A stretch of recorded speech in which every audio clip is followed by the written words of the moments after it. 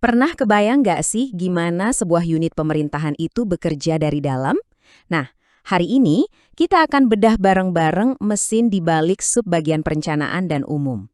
Ini bukan sekedar bagan organisasi biasa ya, tapi ini adalah peta yang nunjukin gimana sebuah ide bisa jadi aksi nyata. Yuk, kita mulai. Tapi jangan salah, struktur yang akan kita bahas ini bukan dibikin asal-asalan loh.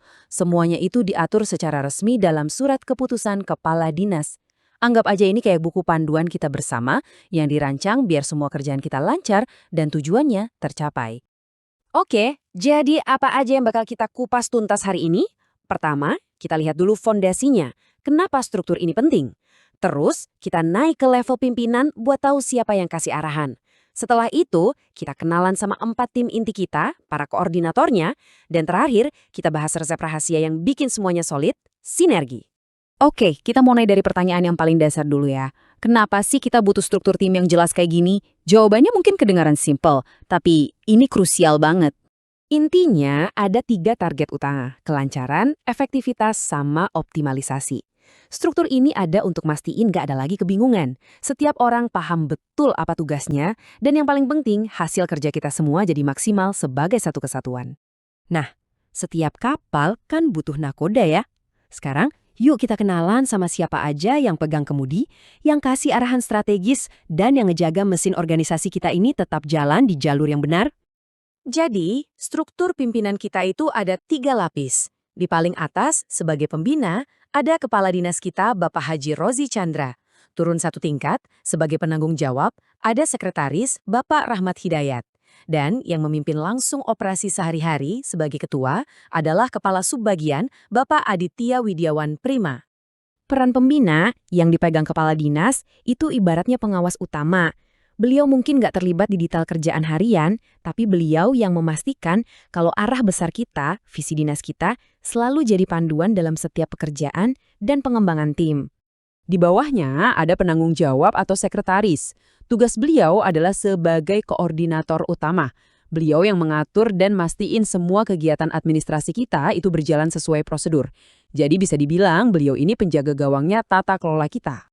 Nah, ini dia peran ketua atau Kasubbag yang terjun langsung ke lapangan, mulai dari nyusun rencana kerja, anggaran, sampai ngebimbing dan ngevaluasi kinerja kita semua sehari-hari.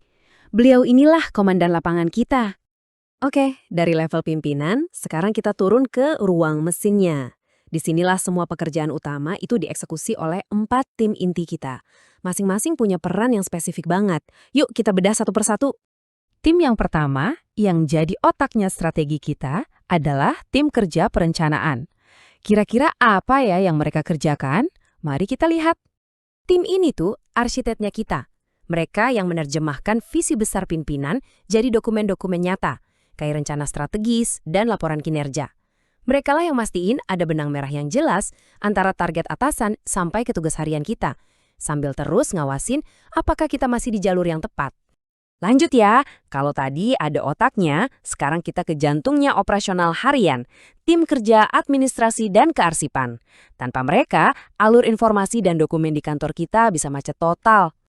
Tugas mereka ini vital banget. Mereka ngelola semua surat yang masuk dan keluar, nyatet semuanya di sistem arsip digital kita, Sri Kandi, dan ngerapiin semua dokumen penting. Nah, buat pegawai baru, tim inilah pusat informasi kalau ada urusan administrasi, jadwal rapat, atau kalau ada tamu penting yang datang. Tim ketiga adalah tim kerja pengadaan barang dan jasa. Gampangnya, mereka ini tim yang mastiin kita punya semua amunisi dan fasilitas yang kita butuhkan buat kerja. Coba bayangin deh, mulai dari ngerencanain pembelian laptop, nyediain ATK, sampai mastiin mobil dinas siap jalan dan internetnya kencang, itu semua urusan mereka. Merekalah yang ngejaga supaya kita bisa kerja dengan lengkap dan nyaman. Dan tim terakhir, tapi jelas nggak kalah penting, adalah para penjaga aset kita. Tim pengelolaan barang milik daerah atau BMD. Mereka ini bertanggung jawab atas semua barang inventaris yang kita pakai, dari komputer sampai gedung kantor ini. Proses kerja mereka ini rapi dan terstruktur banget loh. Ada siklusnya, dimulai dari perencanaan, barang apa aja sih yang kita butuhin, lanjut ke penatausahaan, di mana setiap barang dicatat dan diamankan. Terus, pemanfaatan. Asetnya didistribusikan ke yang butuh. Tentu ada pengawasan biar penggunaannya tepat. Dan terakhir, penghapusan kalau asetnya udah nggak layak pakai. Siklus ini butuh ketelitian yang luar biasa. Keempat tim tadi kan punya tugas yang spesifik ya. Tentu aja, masing-masing tim ini punya komandannya sendiri di garis depan. Yuk kita kenalan sama para koordinator yang memimpin mereka. Setiap tim dipimpin oleh seorang koordinator. Untuk tim perencanaan ada Bapak Helmi Yusuf, tim administrasi dipimpin oleh Ibu Daryani, lalu pengadaan barang dan jasa dikoordinasi oleh Bapak Romi Syahriza, dan pengelolaan aset daerah oleh Bapak Sutra. Merekalah orang-orang yang bisa kita tanyai langsung untuk urusan di bidangnya masing-masing. Oke, kita udah lihat strukturnya, udah kenal tim-timnya, dan udah tahu siapa aja pemimpinnya.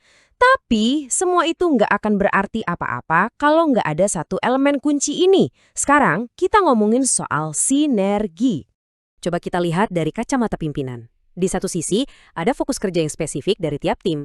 Di sisi lain, ada target besar organisasi. Nah, keberhasilan kita semua itu diukur dari gimana setiap fokus tim ini nyambung satu sama lain untuk mencapai visi, misi, dan target kinerja dinas secara keseluruhan. Jadi, pesannya jelas banget ya, nggak ada peran yang kecil atau nggak penting. Tim perencanaan nggak bisa kerja optimal tanpa data dari tim lain. Tim administrasi juga nggak bisa jalan kalau fasilitas dari tim pengadaan nggak ada. Semuanya itu saling terkait kayak potongan puzzle.